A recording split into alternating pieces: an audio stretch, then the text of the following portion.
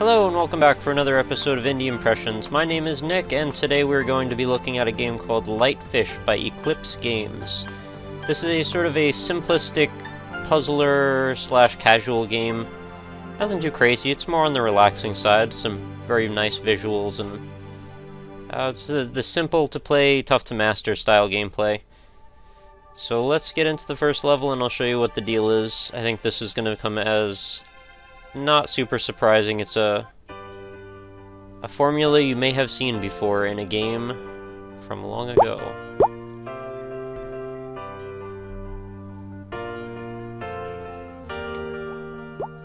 So, what's the deal, you may ask? Well, ever played Jezzball? Partition off as much of the screen by drawing lines as possible, and when you reach the percentage that is prescribed in the upper left corner of the screen, you win the level. This one also adds power-ups. So some of those could make the enemies move slower, up your score, add an extra life. And the way you lose a life, by the way, is by having this enemy starfish here crash through one of your lines while it's being drawn. And that's how you win. You'll see I have 84 out of 75%, so that was enough to get 2 stars for this. And as the game progresses, we get more enemies and more difficult enemies and a whole bunch of variations on different tiles that you may or may not be able to pass through. There are like kamikaze suicide bomber fish and ice and fire and all sorts of things that you may be killed or slowed down by going through. There's some kind of like a crab that follows you on your line that tries to chase you down. So I could attempt to split these guys up if I wanted, or I could just try and partition them both off in their own corner. I opted for killing one of them and leaving the other one. So that's 2 stars out of 3 on that. So you'll see now we've got some purple blocks. Those are going to be impassable, so I sort of need to work around them. And the whole basic deal with this game, oh, so close, is just about predicting the paths of objects, really. If you can see where they're going to be in a moment, you should be able to effectively draw a line without getting crushed. Sometimes it's easier to do that when you can see the whole screen. We don't have that luxury, so we just sort of take it from where we can. And just work at it little by little, or try and get a big chunk. Sometimes you have to adjust on the fly if you see something changes right in front of you. Right here, that's a good moment to grab that whole chunk. See, now it's a little tough because these guys are all going to be bouncing around all nimbly-pimbly.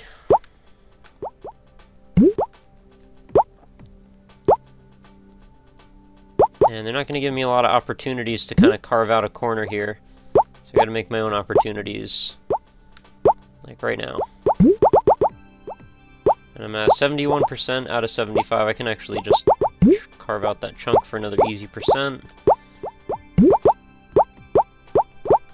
And this last bit is going to probably be the hardest. I'm also trying to get a high score, of course, by doing this as quickly as possible. Well, I could just do it like a wimp and just kind of go little by little, and I get no stars for that. Because I'm terrible.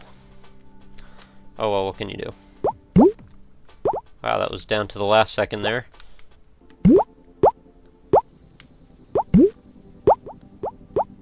I could probably be a little bit more daring since this area is not overly populated, since we've got this sort of diverging paths chunk here.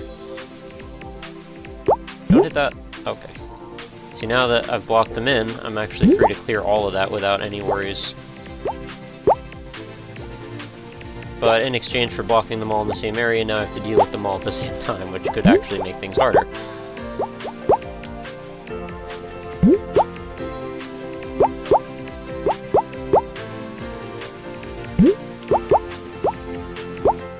Got some very lovely, very soothing music playing in the background, no complaints there, and the graphics are very clean and crisp.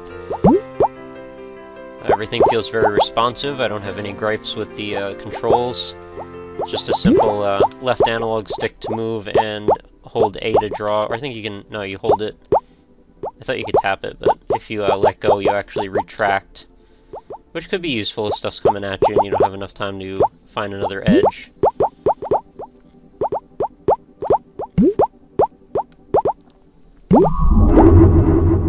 It's kind of a jagged, nasty bunch of lines there. Alright, what do we have to deal with here? Whole bunch of empty space, huh? Well, let's clear out the whole right side. And we've got a shield. No, damn it. I tried to double back on myself, but instead of letting go, I just didn't.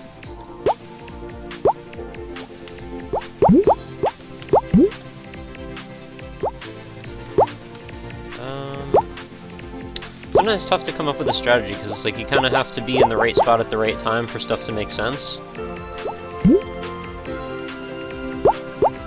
Like, this is a good moment for me to do that. Just barely cleared that. I believe that's an extra life right there. Probably not going to be able to get it, though. Nope. If I can just scoop it... Nope.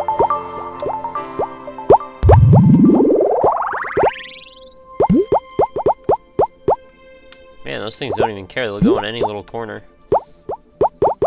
So we got 62... Oh, I went. I didn't think that would be enough, but I guess it was. Okay, new enemy. What do we have today? Looks like some particularly nasty...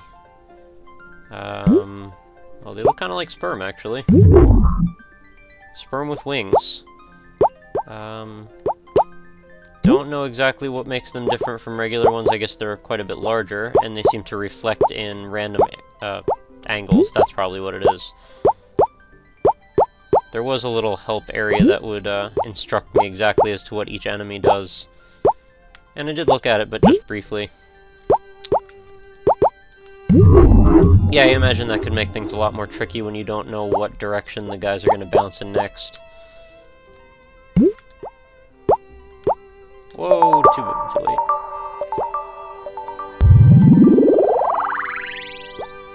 But this pretty well encapsulates the majority of the game. There's also a time trial mode, but I think the meat of it is really just this campaign mode, which has a series of progressively more difficult levels. Like most games, you know. There's so many things to try and think about.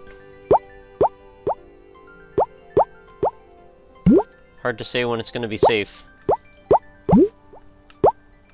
Wonder what happens if I completely encapsulate... Oh, that was dumb. I want to see if I can, like, take out one of these purple squares by going around it. Oh, I can. Cool.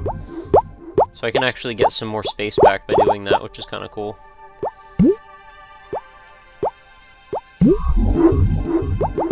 Play on the aggressive side, I suppose. Why would I do that? Oh, crap.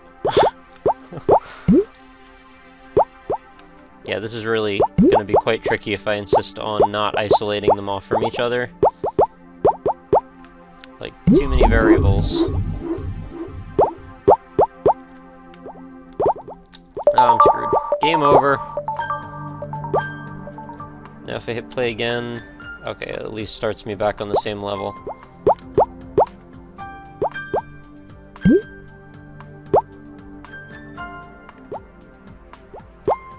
Damn it!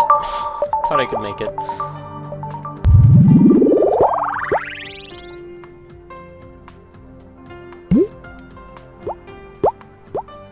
Everybody's gotta hang out over here, huh? You lost.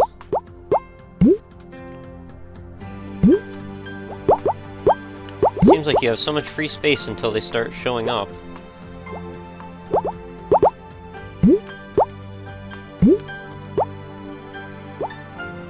I could probably be playing a lot more quickly if I really tried. And I probably could have gone around both of those. This is a little bit more like the speed you should probably be playing the game at, if you have the desire to be successful at it. Which my desire is... it's waning a little bit. I don't know. This is a fun game, but it's not really my type of game to play for a long period of time. dead already. Man, that sucks if I'm having this much trouble in the first area. There's like 7 or 8 worlds or something. 2, 3, 4, 5... Oh, 5. Well, as you can see, they get increasingly more and more complex, and when all the enemies are trying to kill you actively, that's going to be very, very difficult. Man, I made it through 6 out of these, and I didn't even get a star on that one. Well, I don't know if I'm cut out for this game. Maybe you are. But it's one of those Steam games that you may have heard about by now that you can download by using the Steam client. I'll put the link in the description as always so you guys can check it out. It's definitely a bit on the relaxing side, but I imagine as it gets more chaotic it may be a little less so. But I think that'll about wrap us up for Lightfish. Thank you very much for watching, and make sure you head on over to facebook.com/indieimpressions so you can see what's new every single day with the channel. I will keep it updated with every video I make for this particular show. And I will talk to you in the comments, and I hope you have a great night. Thanks for watching, guys. Later.